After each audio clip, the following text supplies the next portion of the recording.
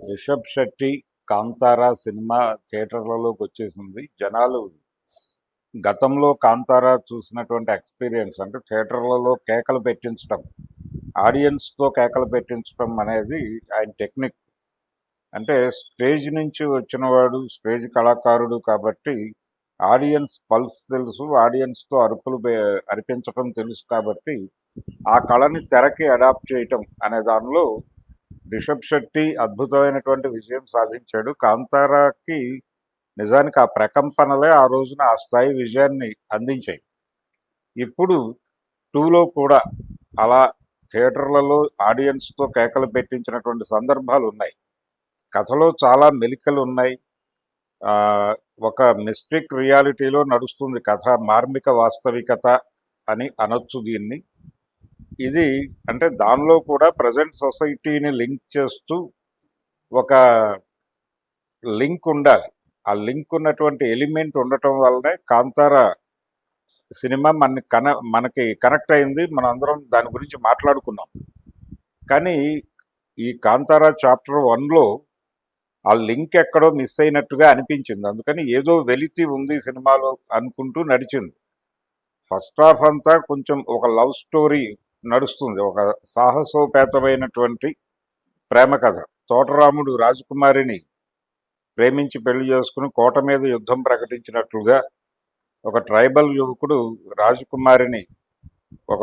యువకుడికి రాజకుమారికి మధ్య ఒక ప్రేమ కథ నడవటం అనే పద్ధతిలో ఫస్ట్ హాఫ్ నడుస్తుంది. అలాగే అవతల మైదాన ప్రాంత ప్రజలు అభివృద్ధి చెందుతున్నప్పుడు మనం ఎందుకు మన సరుకులు మనమే అమ్ముకుంటే బాగుంటుంది కదా, ఎవరో వచ్చి దోచుకుని తీసుకెళ్ళి అమ్ముకోవటం కన్నా కూడా మన సరుకులు మనమే తీసుకెళ్ళి అమ్ముకునేటువంటి మార్కెట్ క్రియేట్ చేసుకోగలిగితే మనం కూడా స్వయం పోషకత్వాన్ని సాధిస్తాం కదా అనేటువంటి ఒక ఆలోచన ఆదివాసీల్లో ప్రారంభం కావటం.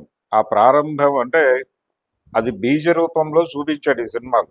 ఆ బీజ రూపంలో చూపించడం దగ్గర నుంచి మొదలుపెట్టి కొన్ని సామాజిక అంశాలు ఆయన సీరియస్గా అనుకోకపోయినప్పటికీ కొన్ని ప్రస్తుతం నడుస్తున్నటువంటి అటవీ నేపథ్యంలో సినిమా అనగానే చాలా విషయాలు స్మృతి పథంలోకి వస్తాయి.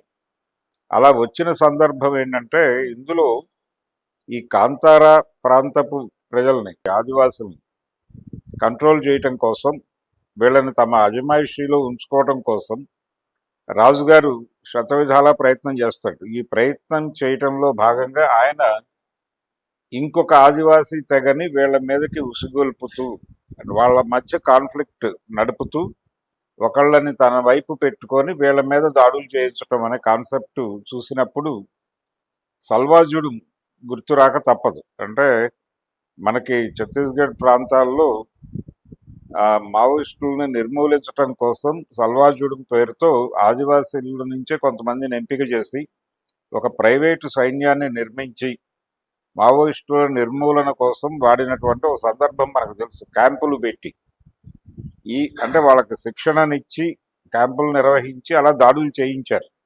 ఇది ప్రభుత్వం చేయిస్తున్న దాడులు. సల్వాజుడు కనుక ప్రభుత్వమే ఉంది అని ఆ రోజుల్లో చాలా క్లియర్గా మాట్లాడటం జరిగింది. అలాగే సల్వాజుడు కేసుకు సంబంధించి సుప్రీంకోర్టు జడ్జిమెంట్, సుదర్శన్ రెడ్డి గారు ఇచ్చినటువంటి జడ్జిమెంట్లో ఇది రాజ్యాంగ విరుద్ధం అని చెప్పాడు.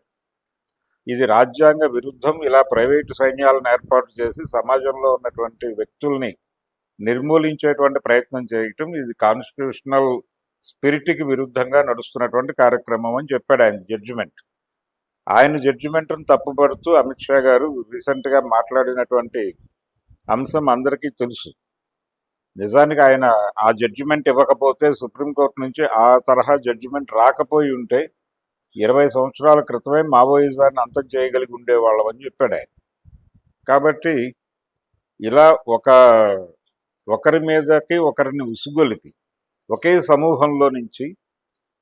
సమూహంలో ఇద్దరిని ఒకరి మీదకి ఒకరిని ఉసుగొల్పడం ద్వారా రాజ్యం తన పబ్బం గడుపుకోవటం అనేది కొంత ఈ కథలో మేళవించాడు ఆయన. అయితే దీన్ని ప్రజెంట్ సొసైటీతో లింక్ చేస్తూ డ్రైవ్ చేయటం అనేది అయితే జరగలేదు. కానీ కాన్షియస్గా అన్కాన్షియస్గా అది స్మరణకు వచ్చేలాగా నడిచినాయి సన్నివేశాలు.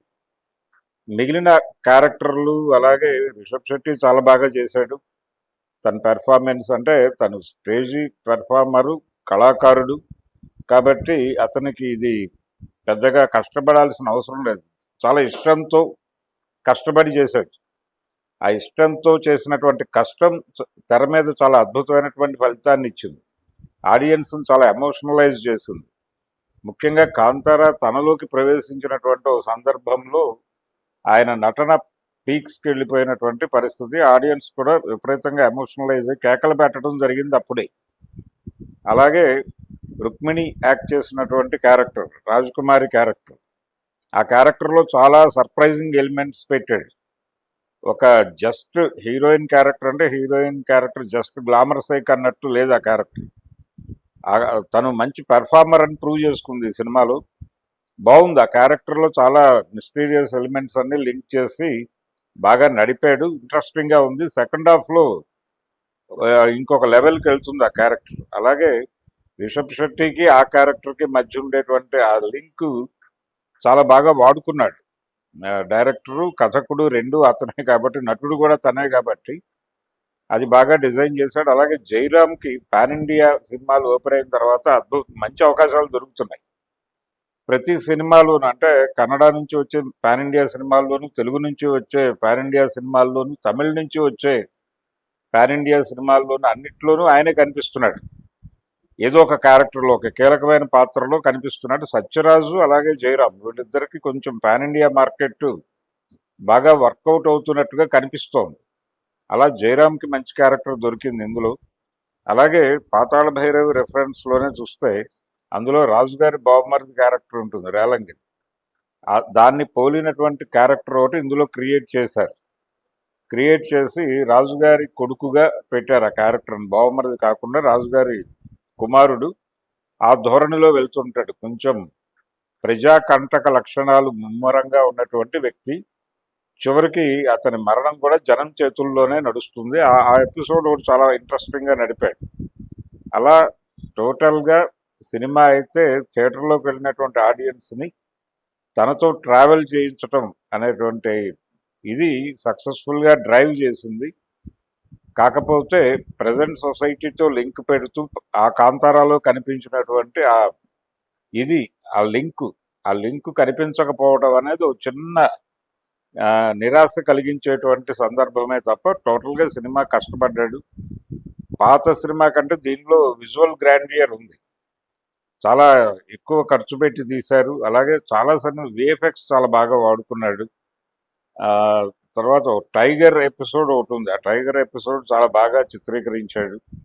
ఇలా టోటల్గా థియేటర్ అంటే జానపద తరహా కథలు, ఫోక్ టైల్స్ విని చదివిన వాళ్ళకి కొంచెం ఆ కనెక్టివిటీ దొరుకుతుంది ఈ సినిమాలోకి వెడితే.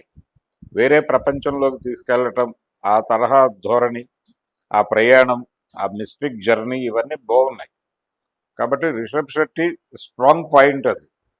ఎందుకు అది స్ట్రాంగ్ పాయింట్గా ఎంచుకున్నాడంటే ఆయనకి జానపద కళారూపాల మీద ఉన్నటువంటి ఒక పట్టు. ఇది మన క్షేత్రం, ఇక్కడ మనం